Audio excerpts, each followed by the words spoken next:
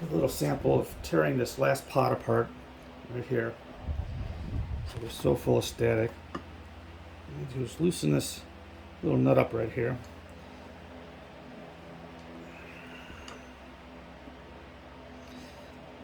All I got is that big old crescent wrench. So you got something smaller, it's nicer. Just be careful you don't scratch up your body, but even if you scratch it a little bit, when that volume knob is on it, you're never going to see it. So see, those just come right off. And it just pops right out. Right? You see the difference in the guitar already? I kind of cleaned it. Gave it a superficial cleaning.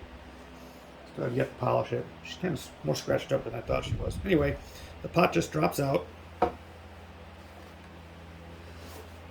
there it is on the back right here. It's in here. So what you have to do is pull it out of there, right? Look, you got plenty of room with the wiring right here. Don't really have to worry about all that. If you're feeling scared. Got all that room you got for the wire. Every one, I've already done all 4 of these. Every one of them. This one was a little bit trickier. You had to work it around the wire, but they all have just as much this wire. So that's plenty. Look at all that. You're not going to break anything. So pull it out. What I do, I have a little towel, so I'm not just getting all the crap down in there. I just have a little towel right here and a pot on top of it. I put a picture of this stuff. Right, you see that? You get this at any guitar store or maybe an electronics store. So what you do is make sure it's adjusted all the way up or all the way down, doesn't matter. Give it a good burst. See that? That's all you gotta do. Tap it. A little bit lighter.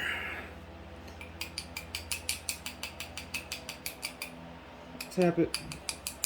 Make sure the stuff's getting down in there. Maybe a little bit more. You're not gonna hurt it by doing too much. This is nothing but contact cleaner. So now do this. Put in there, just turn it back and forth, back and forth, back and forth, a few times.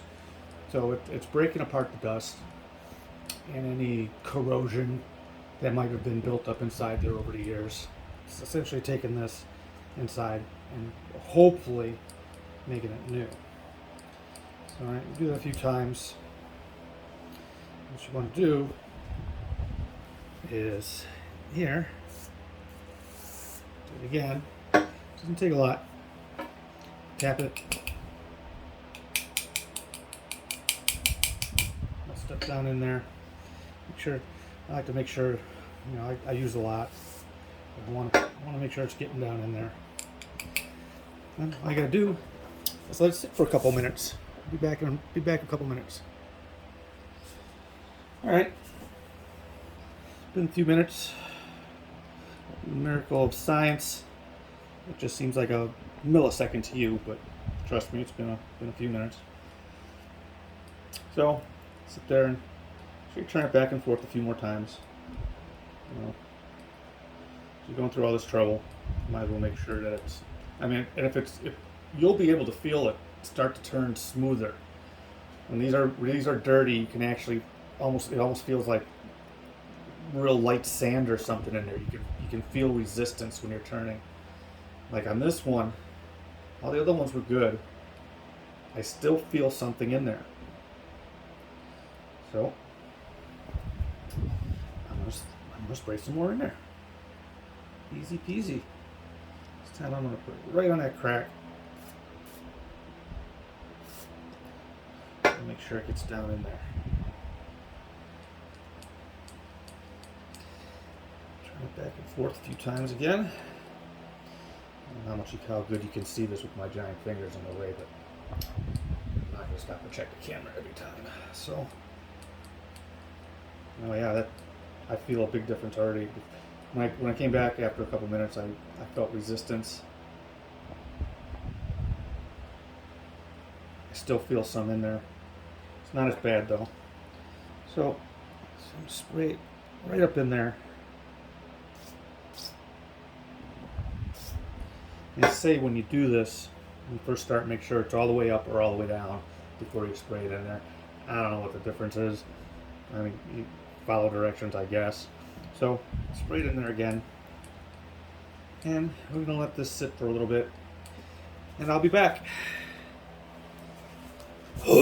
Excuse me. All right. Yeah, it's been about 10 minutes now. And let's see. Back and forth quite a few times here. A few taps. Don't just break anything loose that might be built up in there. You don't have to tap it super hard, but you tap it right here on the metal, down low right here. Even though it's threaded, you're tapping it low enough. This is all this right here is actually inside the body. So even if you mess the thread up a little bit, it's not going to hurt anything really, because you're threading it up on these top 5 or 6 threads. So just don't go beating on it up here. Tap on it down here, or on the body itself where there's no solders. Oh yeah, and you will feel the difference. Right here at the top end of this, I'm going where it would be up. I could feel something there at the end of it. It's gonna need more. It's gonna need more love. Lucky I got a whole can of love right here to give it.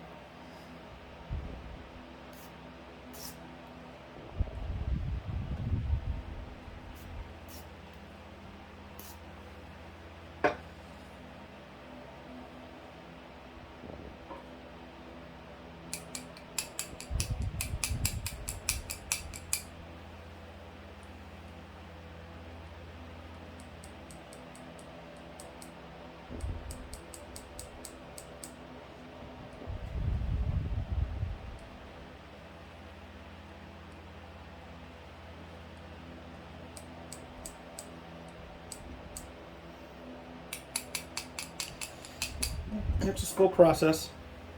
Besides, if you get a used guitar, it might not even have dirty pots. You'll be able to tell, when you plug it in. Definitely with the used guitars, you want to, pretty much any guitar, to plug it in, you're not really doing it to hear really how it sounds. You can get a good feel how the guitar sounds without ever plugging it in. And that's like a tip I read from David Gilmour years ago. Because you're going to know if you want the guitar, whether it's plugged in or not, just by how it plays unplugged. You'll hear its tone, you'll get the feel how it plays and everything. So when you plug the guitar in, it's not so much just so you can hear it at volume. You plug it in and you test all the electronics. You'll turn up the tone, turn up the volume, back and forth, and you'll be listening for static or any clicking or anything. There shouldn't be anything like that in there. Like I said, with this one, all 3 of these pots were really bad. There was only one that was really good, and I can't remember which one it was. So I'm doing all 4. So 3 of them were bad. Odds are the 4th one was getting ready to go bad. See, so there it is. That's pretty much it. Dry this off.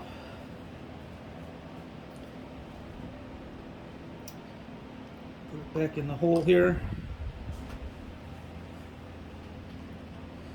You don't really have to worry about the position so much. Just make sure you're not breaking wiring. Hold it up from underneath. Let me see. What I gotta do. Clean around that real quick before I put that screw back on there. I've got my cleaner on this rag already. And I got a dry spot on the other side. And when I go to clean it, I won't have to worry about that. Let's see. There you go. See, it just pops up in there. I'm holding it from underneath. Not a big deal. This is easy. Anyone can do this. I am not a guitar tech. I'm slightly mechanically inclined, but I didn't read any books or anything on this. It's just, this is really simple stuff. And you can ask people. some cases people might make videos how to do it, like in this example right here, so you'll learn a little bit, and maybe you won't be so apprehensive to do it yourself. All right, that's basically it.